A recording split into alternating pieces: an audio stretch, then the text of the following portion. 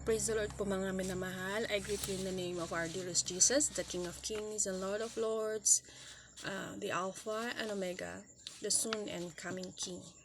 I also greet our beloved Honorable Pastor Wilde Estrada Almeida and all the beloved Almeida children, grandchildren, their whole family. A pleasant good morning to all my beloved brethren here in the Philippines and abroad. A blessed good morning to all of you, to our beloved pastoral workers, beloved musicians, and to all my beloved co-choir members. Blessed Tuesday morning. Praise the Lord. To all my beloved relatives here in the Philippines, and to those who are in abroad as well. Blessed good morning. I would just like to share a short testimony how I became a member of the Jesus Miracle Crusade International Ministry. I was not saved here because of I was sick. It was my youngest brother who was sick with asthma, and my beloved father had tried many times to look for a solution, to look for a cure for his asthma, but it was a failure until my father was able to watch a television program one night. He watched this television program of the Jesus Miracle Crusade, and he saw my beloved pastor preaching about healing. So he took us one day to the Jesus Miracle Crusade, which was held in Corneta Asudom, Manila. The three of us, my siblings, were baptized that night. But as for me, I was very confused what was going on. I was baptized, but I did not really accept the dearest Jesus in my heart wholeheartedly that night. But God has a plan for me.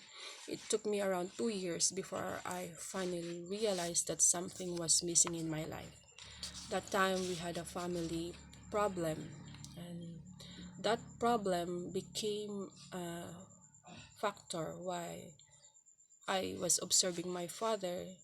There were changes in my father. He always go to church. Sometimes he always plays this recorder of many testimonies, and God had used those recorded testimonies. It touched my heart, and I told myself, walang magulang ang mag-iisip ng ikasasama ng kanyang mga anak. Kaya one Sunday, I decided to attend the Jesus Miracle Crusade, which was held in Baguio City. I just wanted to relax, unwind, because that time I was having a problem. I was becoming depressed because of our family problem. My parents got separated. So that was the main reason why I wanted to go to church. And then when I went to church again, to this Jesus Miracle Crusade, which was held at Baguio Convention Center that time, I remembered that when I was very young, I really wanted to become a choir member.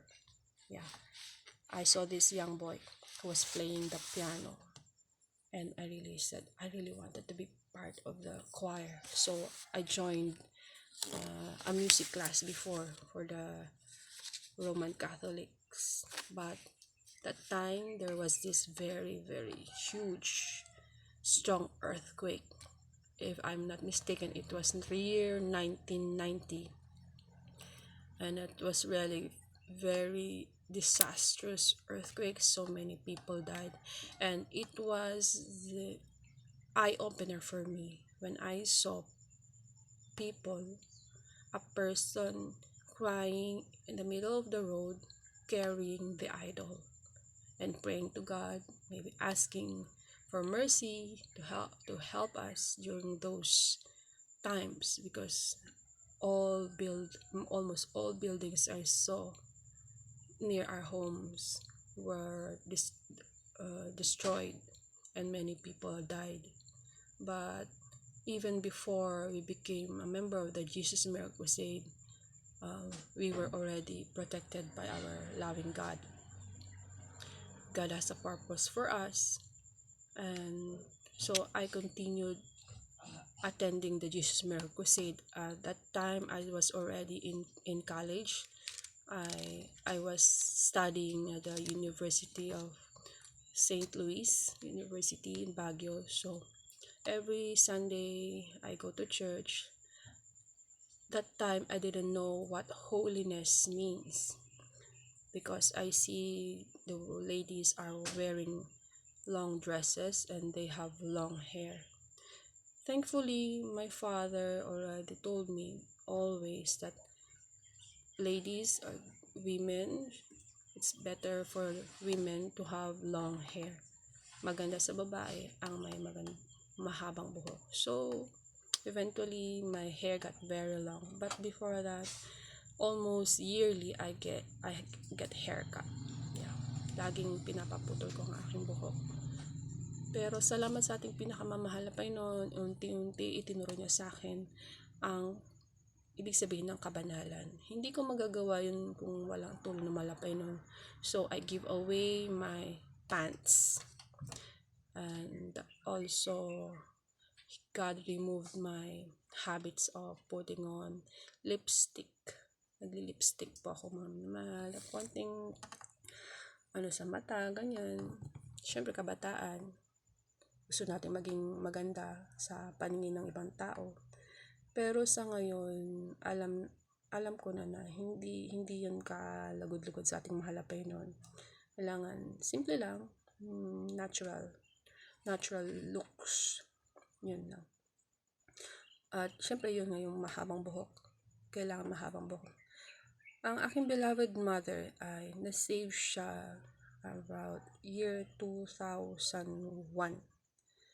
Ang aking beloved mother na-save din, pero siya ay dati nang naniniwala sa ibang religion.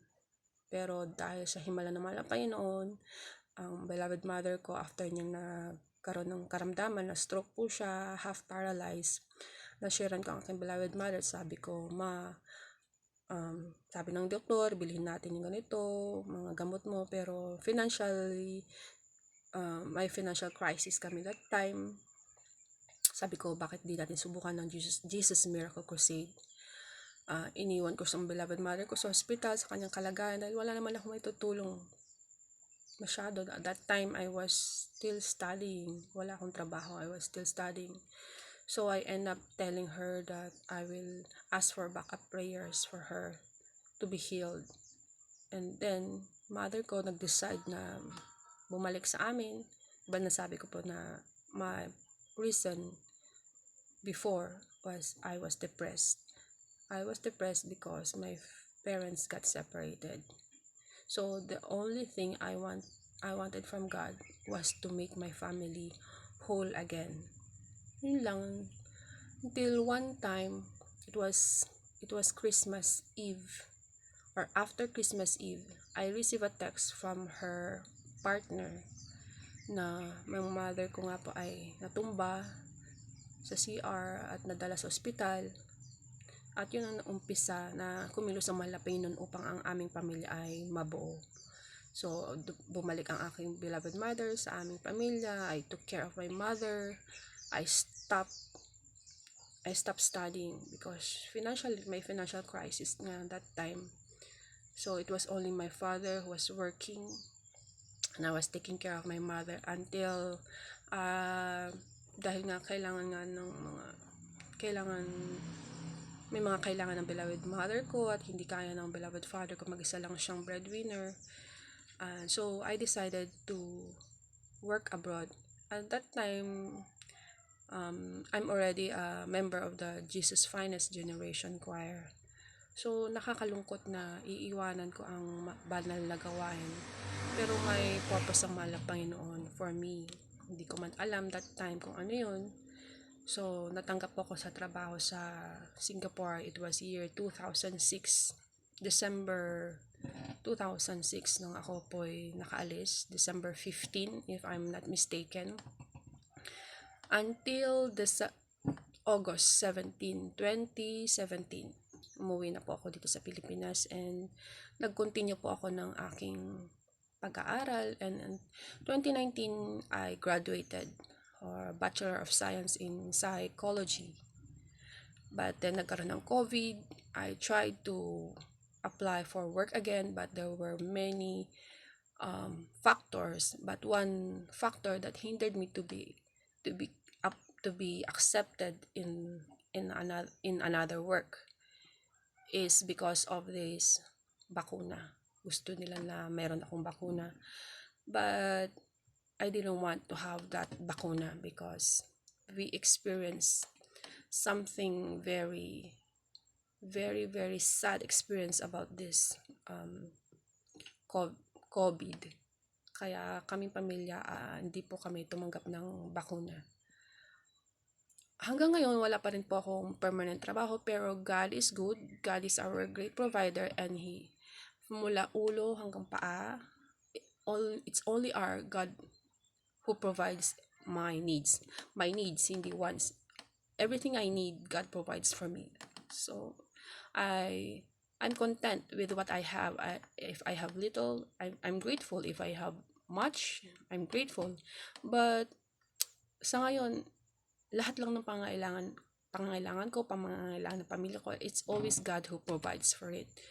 Mayroon mang kahirapan, may mga trials na dumating, but it's always God who provides. And dumating man ang point na talagang may grabing pagsubok, pero ang malapay nun ang nagko-comfort sa aming pamilya. Nung kinuha ng malapay nun ng aking beloved mother, it was 2016. I decided to go back to Philippines. Wala na akong gana magtrabaho sa ibang bansa after my beloved mother died. And then it was also year 2021 when my beloved brother, my youngest brother, went home with the Lord. It caused me a very, very traumatic experience. That's why ayaw namin magpabakuna. Yun ang one of the reasons, dahil may traumatic experience ako tungkol dyan sa COVID, and we decided really not to take the vax. And so, alam ko na ang malapay noon, kaya niyang pagalingin kami. So, ang mahal na Panginoon nagprotekta sa amin during those times, those pandemic. At sa awa ng mahal na Panginoon, hanggang ngayon, ay malakas pa rin tayo sa awa at tulong natin pinakamamahal na Panginoon. Hanggang dito na lamang po ang aking pag-share ng aking testimony. Marami pa pong mga testimony, pero sa susunod na lamang po muli. God bless and have a nice day po sa lahat. Thank you. Thank you for listening. We love you in the Lord. God bless you po.